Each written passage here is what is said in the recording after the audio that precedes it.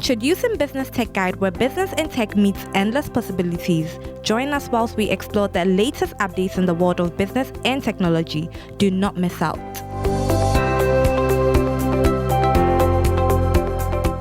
Hello and welcome back to Business Tech Guide, where business and tech meets endless possibilities. This is your go-to source for the latest updates in the world of business and technology. I'm your host, Nadia Chantel, and this show is sponsored by Tendo Technologies, and we're diving straight into our first segment, Tech in Brief. Tech in Brief. First up, Kenya's appeal court has allowed 187 Facebook moderators to sue Meta. The moderators want $1.6 billion, but Meta argues it can't be sued in Kenya since it's a foreign company. Meanwhile, Nigeria's Digital Free Zone in Tana has partnered with Accelerate Africa to simplify startup registration. Startups will get digital infrastructure, regulatory support, and community resources. Also, KCB Bank Kenya and Airtel Money have teamed up to let Airtel Money customers pay directly at KCB merchants using Lipa na KCB. Lastly, Nigeria's EdTech startup Tespire has raised pre-seed funding to expand its services and improve young learners' access to quality education. That's all we have for our Tech in Brief segment today. A lovely thanks to our sponsor, Tendo Technologies. We'll be taking a brief break, and when we return, we'll dive straight into our innovator segment. Stay tuned.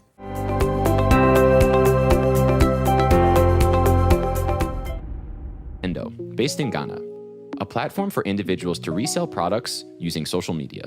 My name is Felix. I am the CEO of Tendo. Tendo is a platform that enables anyone in Africa to start an online store with zero capital. Tendo is a social commerce app for resellers. The platform has built a network of suppliers and then handles the fulfillment when an order is placed. For the resellers, after identifying the products they want to sell through Tendo's app, they can add a markup on the wholesale price, which is their profit, and they use social media to sell to their community. They would find the products that they want, and we would guide them on how much they can price, how much profit they can add to the product. But once they share it and they generate orders, Tendo actually fulfills the order, so we deliver to their end customers and send their profits to them. These resellers act as sources of truth and recommendations for the end buyers. Their desire really is to leverage on that community to generate an income. From an earnings perspective, Tendo isn't providing the equivalent of a full-time income for their users. That's by design. They are one part of their users' portfolio of work. Our average user base earns right now about $60 monthly. And I think it's significant because a lot of these users are using the income that they're earning on Tendo for very impactful things. So paying for fees, paying for their children, buying things that essential things that they need. But our idea is to find something that's very easy. They can do it on their smartphone. They can do it while they're doing all their different other things. And then we can take the heavy lifting and just leverage on what they have, which is their drive, their skills, and the relationships that they've built.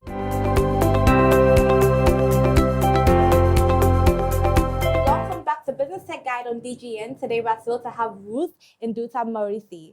She is a data scientist and an AI engineer dedicated to building inclusive AI communities and driving innovation through AI.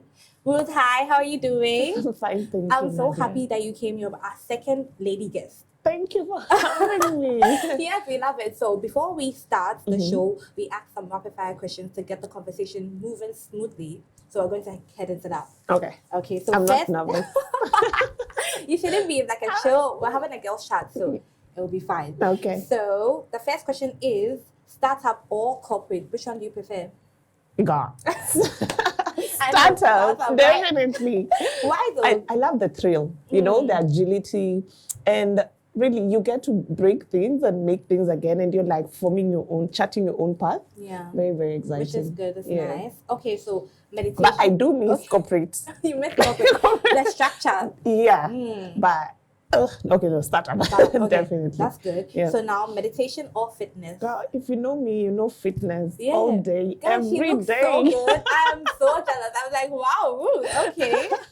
So now, books or podcasts? Podcasts. You like podcasts? Because I have 6 books and they're all halfway read. Oh, yeah. But the podcasts, It's talking to you. Yeah, business, listening. tech, when you're working or walking, Yeah, Love that's it. good. Yeah. So innovation or tradition? Inspiration from tradition to drive innovation. Ooh, I would say I that. love that. Yeah. Okay, so coding or problem solving? Problem solving. I mean, right now, AI can code.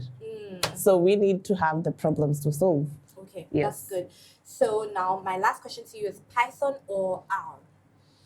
Definitely. I used to love R because of the visualizations, but Python, the community, the systems right now are very robust. So I'd go for Python. And my R skills are very rusty currently. Okay. Yeah. All right. So now we're heading into our main questions. So I want you to tell me a little bit about yourself and your journey into AI, building and engineering and stuff. So talk me through that. Okay, so COVID, I thank God for COVID one way, but yeah, I know it kind of wreaked havoc. Still, I kind of lost my job. I was a telecommunications engineer, so no more traveling. So we had to stay grounded, you know. Then I said, okay, so what do I do with my time? I've always wanted to try my hand at coding and stuff, but I felt like software was too hard. So let me try data science. Then enrolled back in Kenya at Moringa. And man, I just I never slept for almost a year. Really? Just learning and learning because Python was new, R was new. So doing a lot of projects. Then I joined Zindi as a participant first, then started hacking.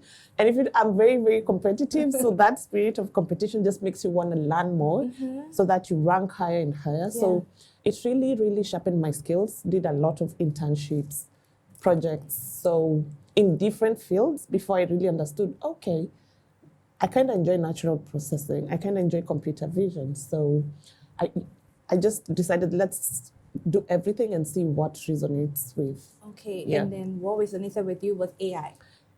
So AI is like the general field, right? So first of all, so I got into AI. Then I said, okay, so what do I do in AI? I did some bit of data analysis, then I did some data science. So inside data science, I got to understand, now there's something we call machine learning. Okay. Then I went in deep, and then, now you found this deep learning. And then now there's what now everyone knows as generative AI. Yeah. So it's all interconnected. Wow, and are you Yeah. loving the journey so far?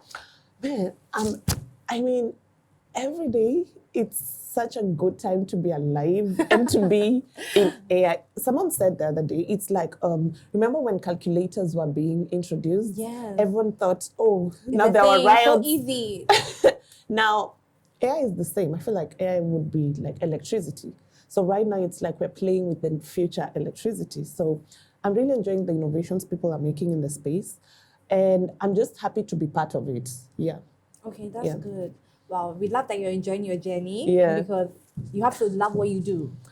Very true. Yeah. I tried to run away from that, but said, nah, it keeps calling me, you know. It's calling you back. Build, teach. I really enjoyed learning and then teaching others. So that was why I started the whole Africa Hack Nest. Because let me tell you, coming from where I come, I keep saying my story. I'm not from some connected. My dad didn't know anyone in tech. So I really had to see, how do I really carve Your my way way. out? And just, you're like an egg, a chicken and egg, how do you crack open? So that's the same opportunity I want young people to see, that you really have to put in the work. And then just you open the doors, God opens the doors, opportunities come. in, yeah. So I'm even shocked on how you met me. Yes, it was. I seriously by thought it chance. was a referral. No, Wow. by chance. I was like, this girl is good. I need Yeah. to have her on. And Oh. you are here, so we thank God. Thank you so much. Okay, I'm so- humbled. So, how has your experience at Mist Africa shaped your career in tech and AI? Because I know you went to Mist, right? Yeah, We had them yeah. on the show. Yeah. So I want you to tell me a little bit about your experience there. Okay. So I'm in Kenya, right? Still working as a data analyst. Then I said, you know what? I need to travel outside this country. So I saw Mest. A friend of mine from Moringa told me about Mest. So I bookmarked it. So they told me like in 2020. So I bookmarked it to apply in 2021, same time. So when the applications came, I saw the calendar pop up and I'm like, okay, it's time to apply. So then I said, will I get in? The questions, the interviews. I'm like, okay, you know what, Ruth? You love business. One thing, I love business. Mm-hmm. The only thing I making wouldn't money? sell is my soul. You love So I business. said, okay, they say entrepreneurship. Let me go see what this is about. And plus, I want to travel. So I did the interviews, the stages. I was so nervous. And I finally received the thing, and I Then you was got so in. happy. And then I came to Ghana, literally loved everything from day one to when nice. I graduated. Wow. Yeah. And at the time you came, was it 2 years or was 1 year? No, that was 1 year. I just came in 2022. Okay. 2022 August to 2023. All right. So I really love the food, the weather, the mess community. I mean, the aunties, the kitchen. We had a good time. It was amazing. Yeah. Okay. Really, We really love amazing. that. And so obviously coming to a new country, settling here, what are some of the challenges you faced breaking through like the barriers? I would say culture was quite a shock. I think I didn't expect that more. We were told by MES to expect, but then you see when you're told to expect and you experience it is a bit different. Aside from that, why do you guys pay rent for 1 year? I was not prepared. And then I realized that business you have is very relationship based. So you actually have to take your time and build relationships. That can be costly and tedious because down in Kenya, I pitch you something and we're in business. Okay, the we're next going, day, we're moving. Okay. now, here you kind of have to, You have to build trust. True.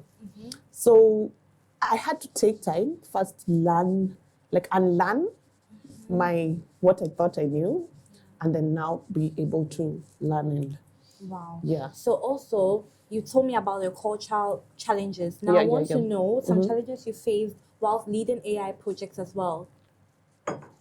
So I worked as an ambassador with Zindi. So Zindi is like the biggest African community for data scientists. So they host hackathons. So I had the country ambassador in Kenya. So I said, you know what? The easiest way I broke into tech was through communities. Like literally from the village, I would check out what tech communities are happening in Nairobi. Then I would always ask my dad, hey, can I travel for this? And he'd be like, okay, go. You What know? do you think? Fly? So I knew that when I come to Ghana, the first thing is tech communities. So first of all, I got into to know which tech communities are around, then plugged myself in, started introducing myself, then slowly started doing Zindi events. So I do notebook walkthroughs, but then I didn't want it to clash with MEST so much because MEST was like, really, really tight. So, and just small. Is it kakra? Then got to, just volunteer into communities, do panels, do talks, just talk about AI here and there. And then after MEST, then I decided, okay, you know what, let's make it big. Yeah.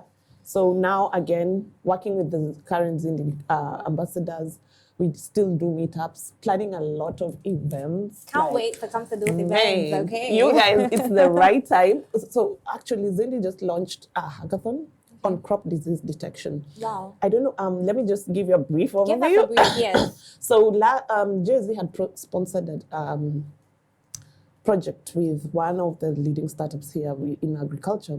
And I'm happy that Zindi followed up together in partnership with KNUST. And now they've launched the crop disease detection, where you can actually use AI to say whether these tomatoes are infected or not. I think there are 3 crops, tomatoes, something and something. So it's on now, running for 2 months.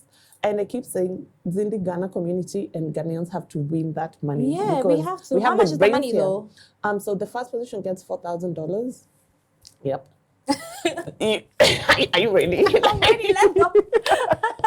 Okay. And then I think $3,000 and $1,000, if not $2,000. Wow. Yeah. And more are coming because people are now see the illegal mining activities. Yes. There's so much data and wealth that we can use AI to, satellite imagery to really detect and stop these, including contamination of the water. Yeah. AI can really help us and say, is this water contaminated or not? So I want to rile up the community to come forward. But first, ask me the question about data because now data is a whole other issue, Yes, exactly. So, Yeah. okay, my next question to you is, how do you approach building machine learning models that are inclusive and reduce bias? Okay, so in terms of reducing bias and inclusion is, so it comes down to the nature of the data.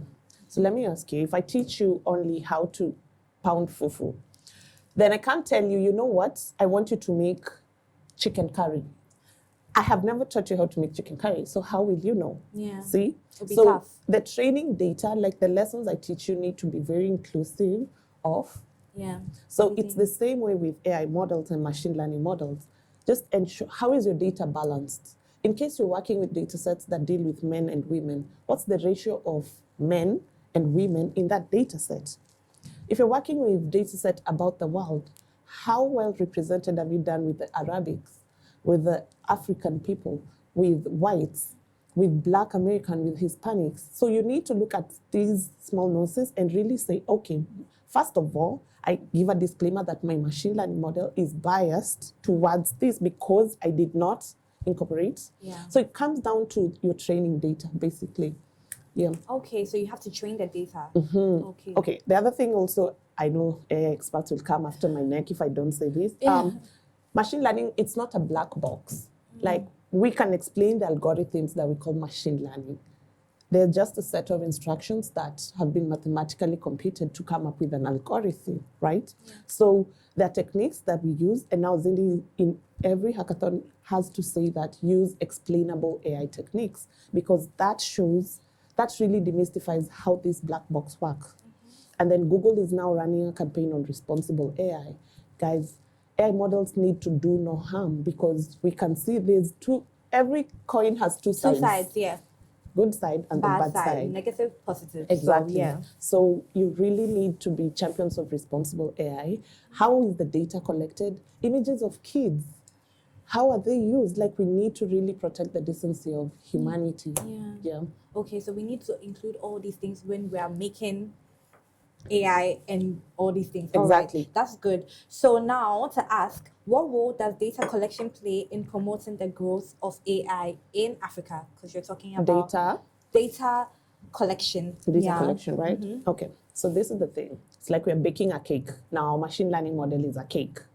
So it all comes down to the ingredients. If you have little flour, then your cake will probably be runny and stuff, right? And that's the problem I keep saying with, in every panel I've been to, I said, if I go to another panel and they say that, I'm just walking out. If you say we do not have enough data as Africa, we know it's true, but what are you doing about it? Yeah.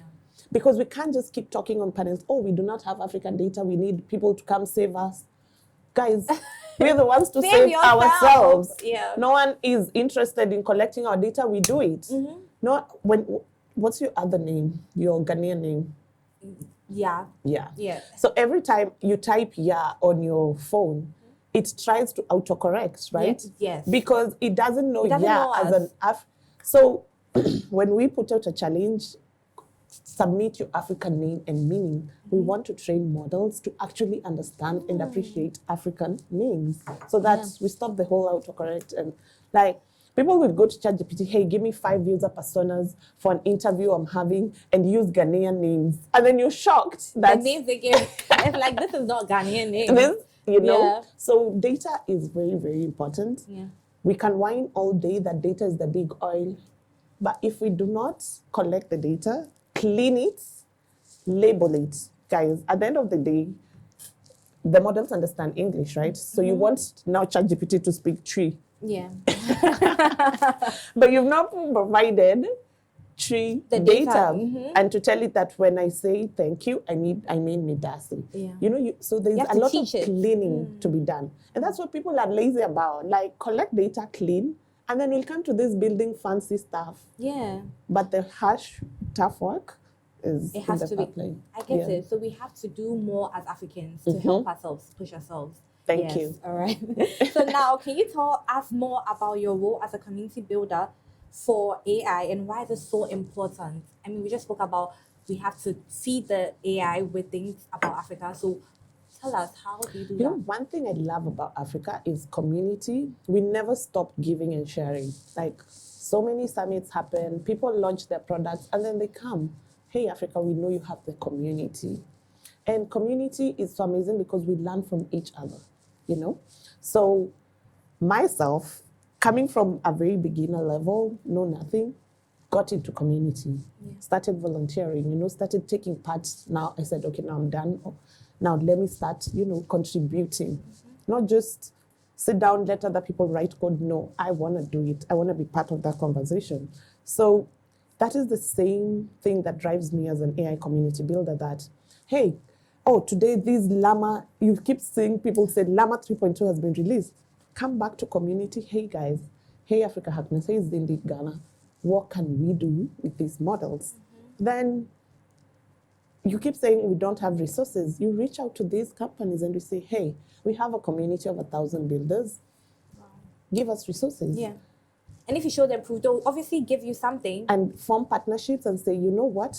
These communities have actually done these and these projects. So, well worth it. first Bring of all, it. community is your customer. It helps you be your first, like test your assumptions and stuff. So if you see products built around community really thrive. Look at what Rihanna is doing with Fenty. Honestly. It's all community. Yeah, have fans. Yeah. Have fans. Honestly, Your any- fan base is your community. Exactly. So it's the same thing. Just I look at different markets. Oh, what's making her thrive in that? Yeah. It's her fans. So what are fans in this part of the world? Yeah. Again, one thing about community, it's not, oh, Ruth is the head of community. Hell no. I do not like running communities like that. So pass on Everybody- leadership. yeah, everybody you know, has a role to everyone play. has. So next year, you want to be the leader of a community, step up and actually say, hey guys, I think this year I want to try to lead as a secretary.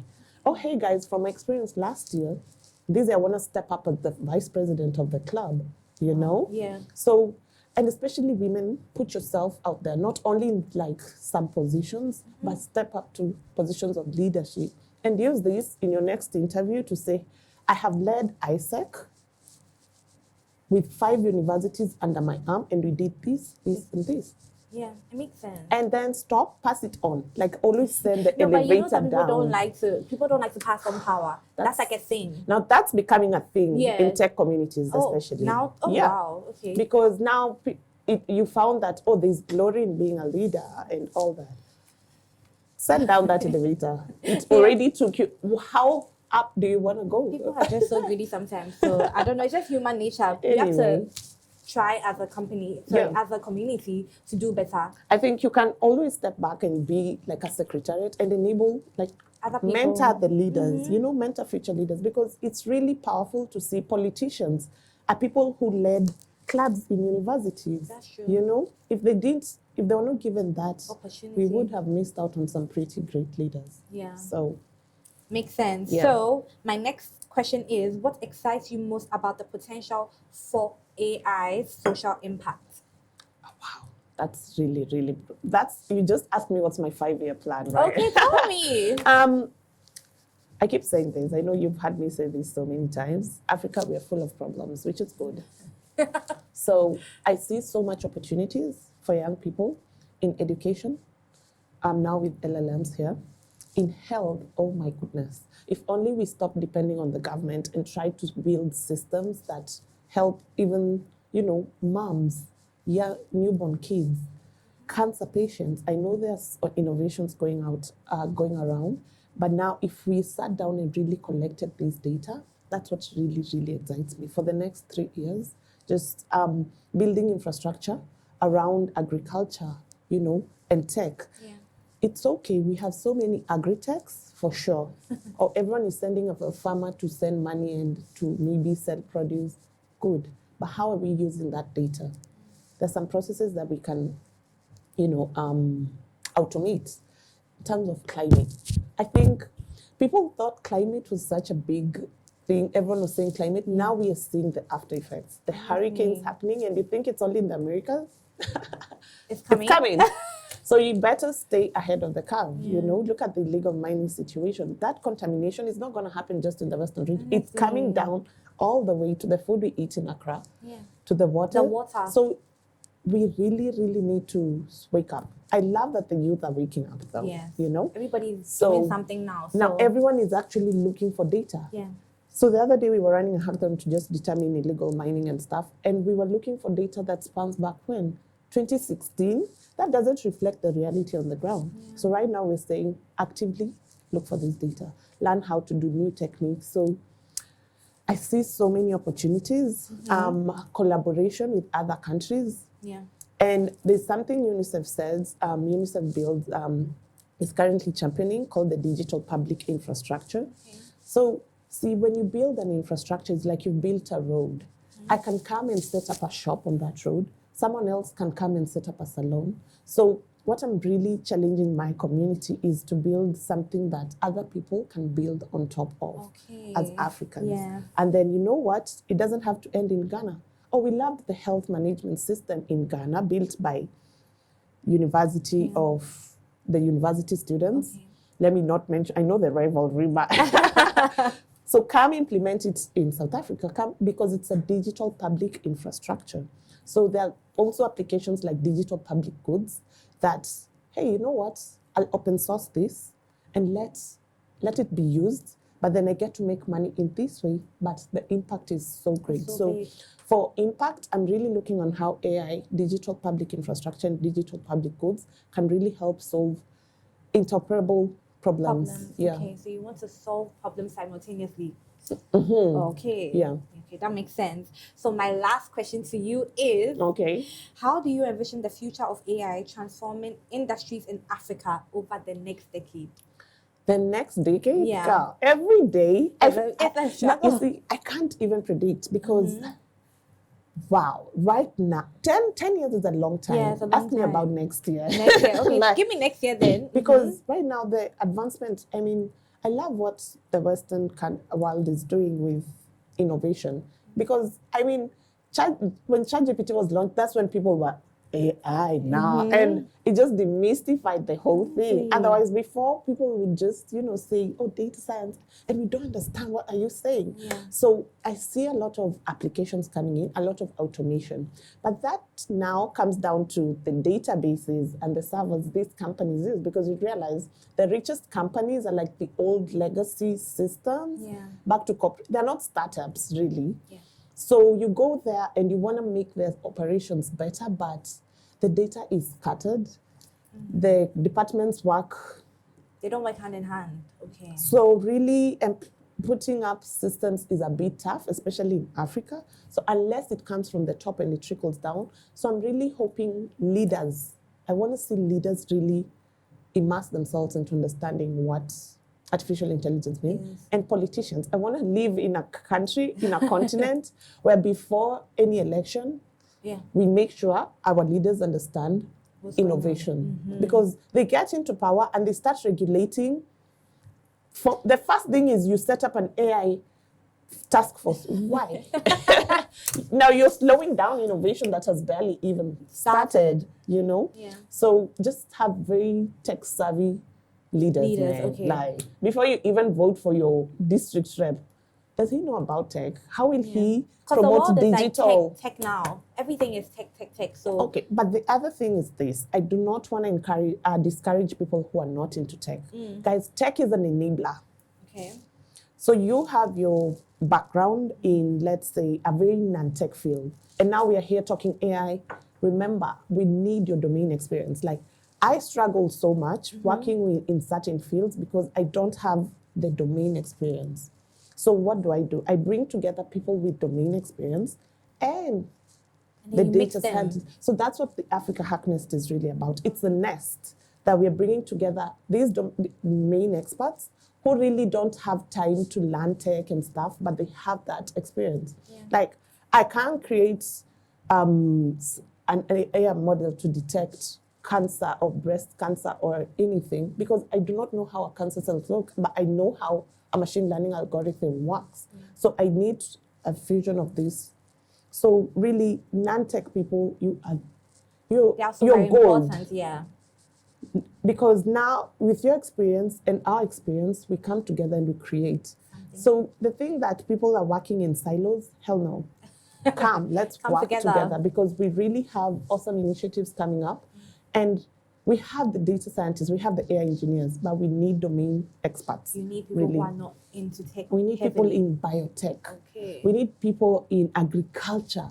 God, we need nurses, we need doctors, we need teachers. Tell them. Let me tell you, Tell there's them. teachers, we want to create models for students to learn, for you to even be more productive, but we can't do it ourselves. There's something we call the, user-centric design. You're the user.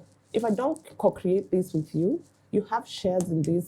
Yeah. So You wouldn't know what they want, actually. Yeah. We are changing behaviors, so we need to work together as a society. So whether you're non-tech, I vouch for non-tech people. Like my whole life in Ghana and going ahead is just, if you're not into tech, just join the nest, man, because this is the place for you. We are very humble as data analysts because we really want to learn with you, people, you know? So you're really like the kingpin in any innovation. Okay. Yeah, because you can work with or without tech. But now we want to let you work with tech and see how easy it gets. All right, that's good. So can you tell our listeners and our audience something about Hackathon and when the next one is happening? Please tell them. So, yes, it might be advertised, but we want to run a hackathon on e-mobility for that sustainability in partnership with Yango. That's coming up very soon. It's going to be announced. So just follow Zindi, follow Africa Hackness, follow any AI communities that you know in Ghana. After that, next year on Valentine's, if you do not have a date, let me be your date. So we want to use satellite images, and we're going to teach you how to really understand these images and build models around it, because GIS is coming in hot, especially in the climate space. And I want you guys to be ready. I want you guys to have your portfolio ready, to have your projects ready, and really understand, oh, this is what I can do. This is how I can use this model to monitor my farm in Takwa. Okay, no Takwa, in Tamale. Like, this is how I can use this model to, you know, oh, there's illegal mining, let's flag it out. So a lot of cool hackathons. And do not be scared, man. Like, we're going to form teams with both experts and people from non-tech fields. So it's just your curiosity. Man, curiosity will take you far. Very, very far. I mean, you don't want 10 years to come and do it like, I wish you go on YouTube and find this talk and be like, I wish I listened to this two ladies, you know? You should join now when it's still available. Yep. Okay. Well, thank you so much for coming. We really enjoyed the conversation. All right. I feel like, has it been 30 minutes? It has been. Like, we've just been vibing. So, you know, we couldn't talk. I didn't talk too much. No, you were okay. Thank you so much for coming. Thank you so much for sharing your insights with us. We hope to have you on another time. All right. We're going for a brief commercial break. We'll be back. Stay tuned. Don't leave.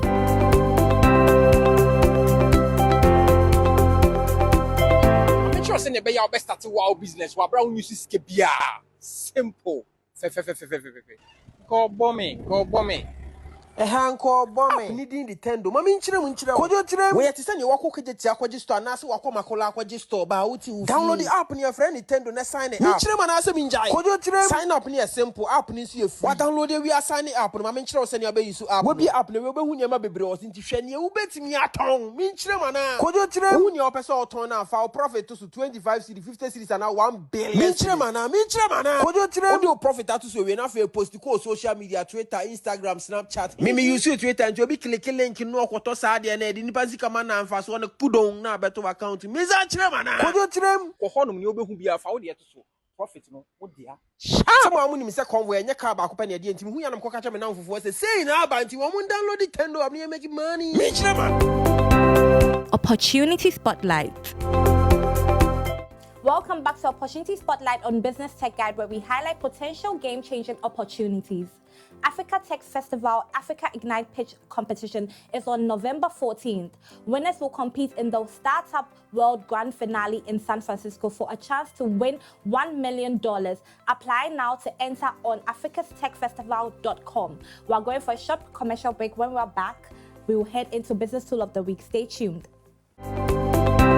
Business Tool of the Week. Welcome back to Business Tech Guide on DG, and this is the last segment, Business Tool of the Week, where we introduce you to the latest technology making waves in the business world. Today, we're exploring Zapier. It's an automation tool that connects apps to streamline workflows without coding. Here's a quick guide to using Zapier. 1. Sign up. Create an account on Zapier's website. 2. Create a Zap. Click Make a Zap to start. 3. Set a trigger. Choose an app and an event that will start the workflow. 4. Set an action. Select another app and define what should happen in response. 5. Test your Zap. Ensure it works as intended. 6. Turn it on. Activate your Zap to automate the process. Zapier simplifies repetitive tasks, helping you save time and increase productivity. We hope you found this information insightful. Don't forget to join us next time for more news, interviews, and tools to keep you ahead in the ever-evolving world of business and technology. Until then, I'm your host, Nada Chantel, and this show is sponsored by Tendo Technologies. Stay tuned. Catch you next week. Bye.